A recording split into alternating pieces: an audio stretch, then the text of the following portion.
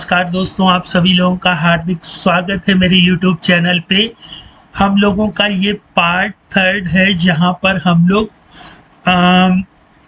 Different sector के software को कैसे कस्टमाइज करके टैली में यूज़ कर सकते हैं। मेरे कहने का मतलब टैली डिफरेंट सेक्टर में कैसे यूज हो सकती है, वो चाहे स्कूल हो, पेट्रोल पंप हो, रेस्टोरेंट हो, हर जगह वो कैसे यूज हो सकती है, उसके पार्ट थर्ड में हम लोग चर्चा करेंगे। प्रीवियस ट्यूटोरियल में हम लोगों ने ये सीखा था कि किसी भी अकाउंटिंग सॉफ्टवेयर का क्या फंडा होता है, चाहे वो एसएपी हो, बिजी हो, खाता बुक हो, टैली हो, है ना, या जोहो बुक हो, जितने भी अकाउंटिंग सॉफ्टवेयर उनके क्या फंडे होते हैं। फिर उसके बाद हम लोगों ने लेजर ग्रुप और लेजर बनाना सीख लिया था। आज के ट्यूटोरियल में हम लोग कॉस्ट सेंटर बनाना सीखेंगे, ठीक है।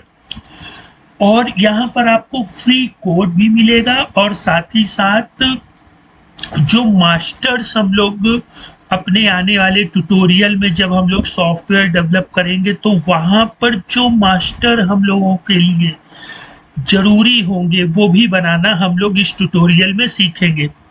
तो आप देख सकते हैं कि गेटवे ऑफ टैली में एक क्रिएट मास्टर की मेन्यू आइटम बनी हुई है और उसका कोड आप लोग देखिए, ठीक है। ये कोड आप जैसे ही अपने टैली डेवलपर पे या नोटपैड पे लिखेंगे तो ये मेन्यू आपके सामने प्रेजेंट हो जाएगी। इसके बाद जब ये मेन्यू ओपन होगी तो यहाँ देखिए मैंने ग्रुप और लेजर आप लोगों को बता दिया था। आज मैंने यहाँ पर कॉस्ट सेंटर को ले लिया है, ठीक है।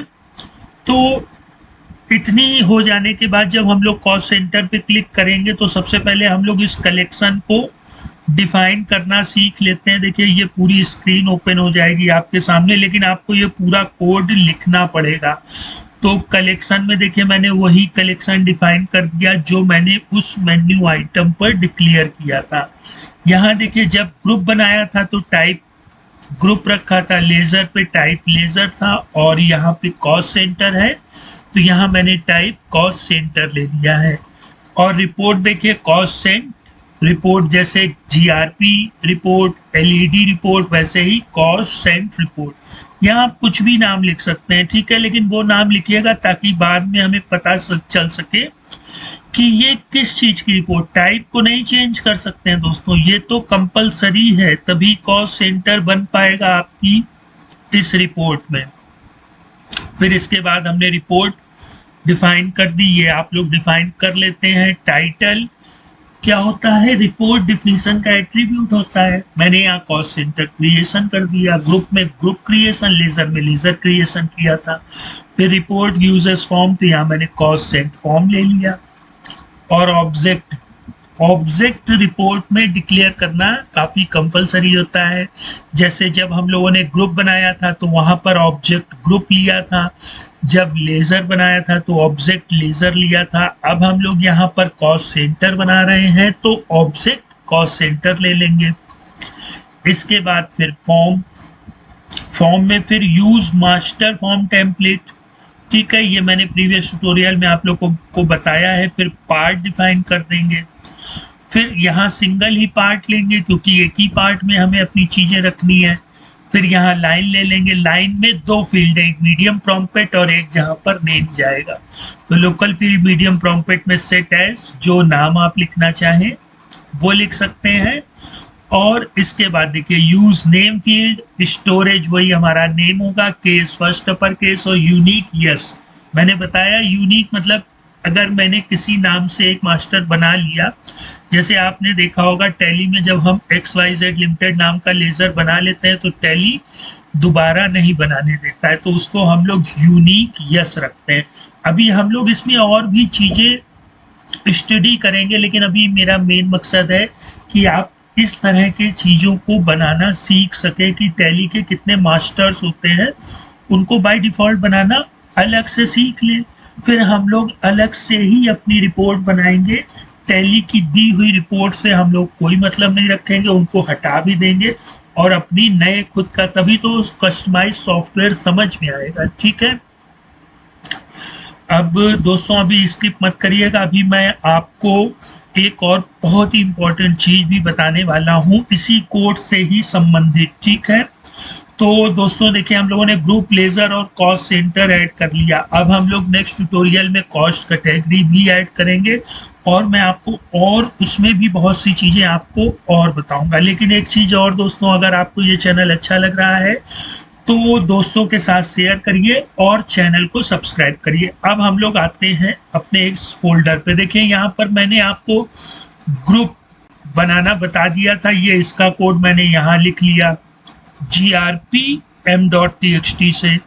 लेजर को अलग लिख लिया, ठीक है, क्योंकि एक ही टेक्स्ट फाइल या एक ही टीडीएल फाइल में ये लिखेंगे तो कितना लंबी फाइल हो जाएगी, हम कंफ्यूज हो जाएंगे, है ना।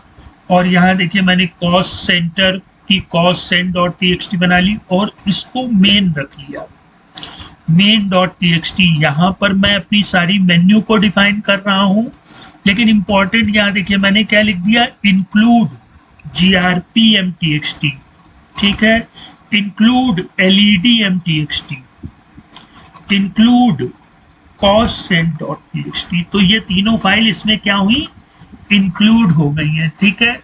तो आप सेम फोल्डर पे रखिएगा, अगर सेम फोल्डर पे नहीं रखते हैं तो फिर उस फाइल के पाथ को आपको यहाँ देना होगा। तो एक ही फोल्डर में रखेंगे, फिर जब हम लोग इसको टीडीएल में भी करेंगे फिर इसकी टीसीपी बना लेंगे, ठीक है। टेली प्रोग्राम भी जो इतना बड़ा बना है वो भी छोटे छोटे पार्ट के टुकड़े रख देते हैं, और ये जो इंक्लूड वेरिएबल होता है इसकी सहायता से हम उन टेक्स्ट फाइलों को अपने इस मेन कोड में कर लेते हैं। और आपको सिंपली टैली में सिर्फ और सिर्फ main.txt को लोड करना है, इन सबको लोड नहीं रखना है। लेकिन ये जितनी भी फाइलें आपके कोड में मौजूद हों उन सबको उसी फोल्डर पे रखना कंपलसरी है, नहीं तो फिर वो कोड एरर शो करेगा। एरर क्यों शो करेगा, आपने तो इंक्लूड बता दिया, पता लगा LEDM नाम से कोई फाइल नहीं है, तो वो एरर कोड शो करेगा, ठीक है दोस्तों। तो आज के टॉपिक को यहीं फिनिश करते हैं और मैं उम्मीद करता हूं कि आप लोग भी घर में इसी तरह से पूरे कोड को बनाते रहिए और अपनी टेली स्क्रीन में इस कोड को संभाल कर रखिएगा, क्योंकि जो आगे आने वाला ट्यूटोरियल होगा जब हम लोग कस्टमाइज सॉफ्टवेयर बनाएंगे तो वहां पर इस चीज की काफी जरूरत पड़ेगी, ठीक है दोस्तों। तो तब तक आप लोग अपना ख्याल रखिएगा, गुड बाय दोस्तों।